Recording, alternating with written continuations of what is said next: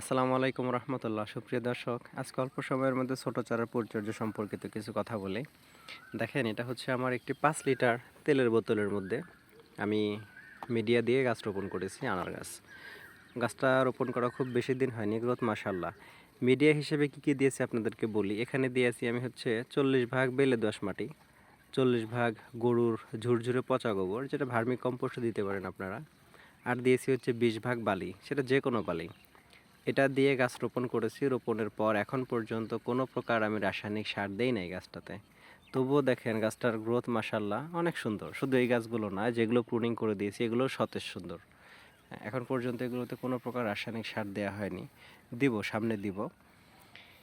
রাসায়নিক সার না দিলেও সঠিক নিয়মে মিডিয়া তৈরি করলে গাছের গ্রোথ সুন্দর হবে।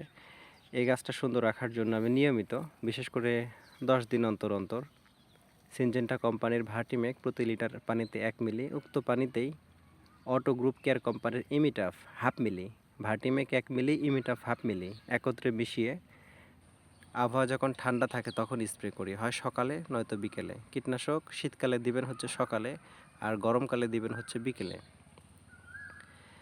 এরপরে গাছটা আমি প্রুনিং করে দিয়েছি। দেখেন, প্রুনিংয়ের বিষয়টা হচ্ছে এর আগে আমি ভিডিও দিয়েছিলাম যে একটা ডাল যখন এখান থেকে বড় হবে, এটা হচ্ছে প্রথম জেনারেশন। গ্রাফটিং করার পরে এই ডালটা প্রথম ফুটেছে, এগুলো হচ্ছে প্রথম জেনারেশন। আর প্রুনিংয়ের পরে যেটা আসছে এটা দ্বিতীয় জেনারেশন। তো 1G প্রুনিং করছি। এই ডালটা যখন এখান থেকে এত বড় হয়েছিল, তখন কথার কথা 8 ইঞ্চি হয়েছে, এক্সাম্পল দিলাম। 4 ইঞ্চি পরিমাণে ব্রাউন কালার হয়েছে, ঠিক এই যে এমন ব্রাউন কালার। তো এইভাবে আমি 1 গেট সাদা অংশ রেখে কেটে দিয়েছি। তো এখানে নতুন কুশি ফুটতে শুরু করেছে। এটা বেশি করে কাটার কারণ হচ্ছে, যে পর্যন্ত ডাল ম্যাচিউরড হয় ওখান থেকে যখন কাটা হয়, নতুন জেনারেশন যখন আসে, নতুন জেনারেশনের ডালের একটা ভার আছে। তো এই ডালটা যখন ম্যাচিউরড হয় তখন এই নতুন ডালের ভার এই ডালটা বহন করতে পারে। আর শুধুমাত্র যদি এইভাবে মাথা পিঞ্চিং করে দিই, তাহলে এখান থেকে ডাল বের হবে, নিচ থেকে হবে না।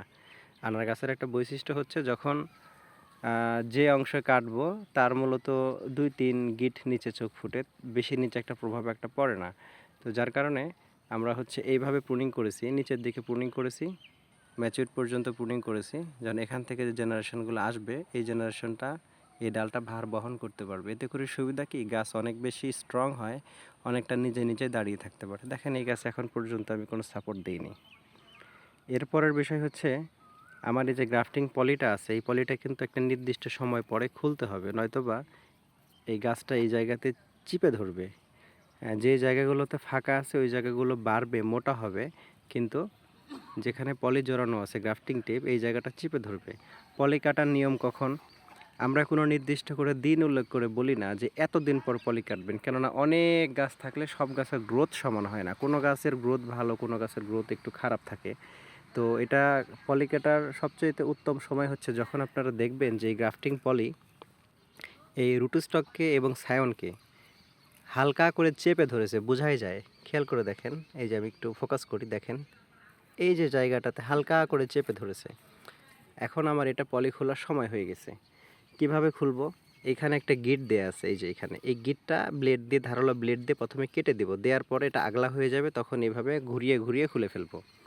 আচ্ছা, পলি খোলার পরে আমরা গাছটাকে 3 থেকে 4 দিন বেশি দুলতে দিব না। তখন কি করতে হবে, পলি খোলার সঙ্গে সঙ্গে ওই দিনই তৎক্ষণাৎ গাছকে একটা সাপোর্ট দিতে হবে। সাপোর্টটা কিভাবে দেব, এই গোড়া থেকে কিছুটা দূর দিয়ে একটি চিকন বাঁশের কাঠি এইভাবে পুঁতে দিব। দেওয়ার পরে আমরা যদি পারি নিচে একটা বাদ দিব এবং এইখানে একটা বাদ দিব, দুইটা বাদ দিয়ে গাছকে একদম সোজা উপর দিকে রাখবো।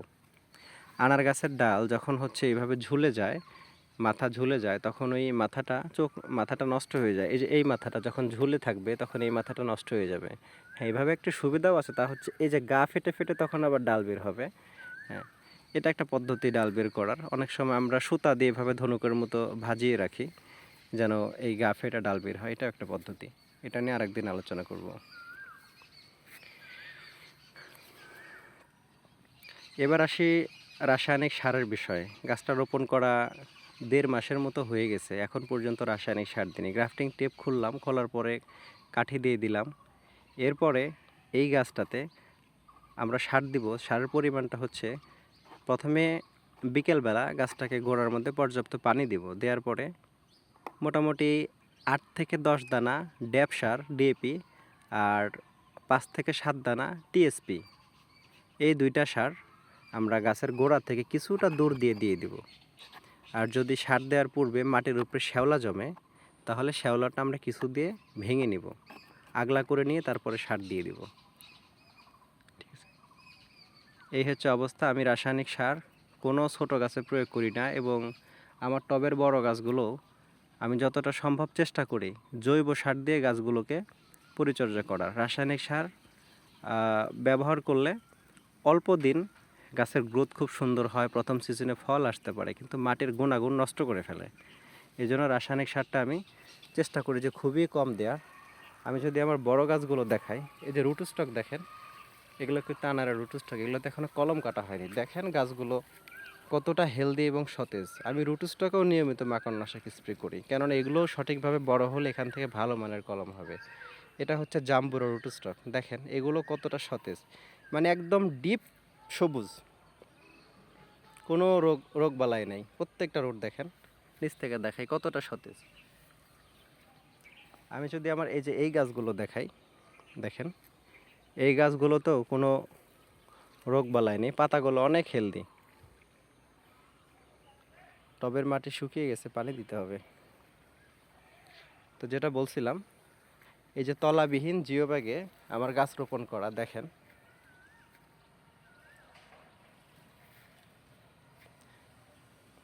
পাতার সজীবতা দেখেন, কোনো পাতায় মাকড় আক্রমণ করেনি, একদম রোগমুক্ত।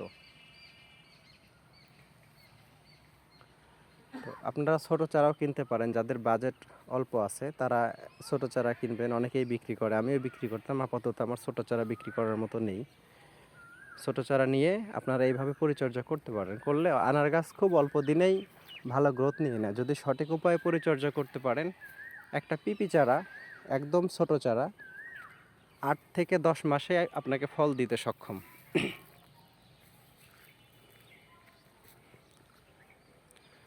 আমার এইদিকে প্যাকেট সেটআপ কিছু গাছ আছে, এই গাছগুলো অনেক হেলদি মাশাআল্লাহ।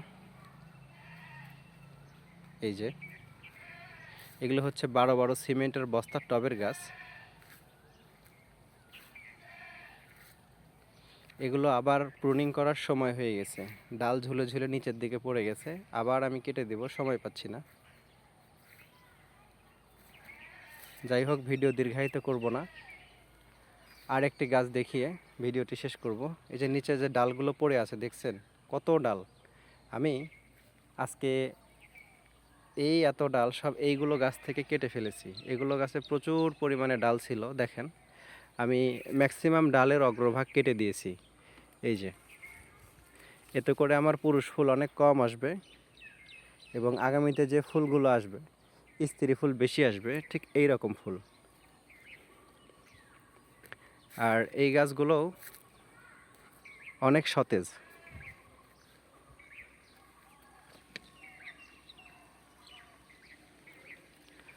তো এতক্ষণ সাথে থাকার জন্য ধন্যবাদ। আপনাদের মূল্যবান কিছুটা সময় নষ্ট করলাম।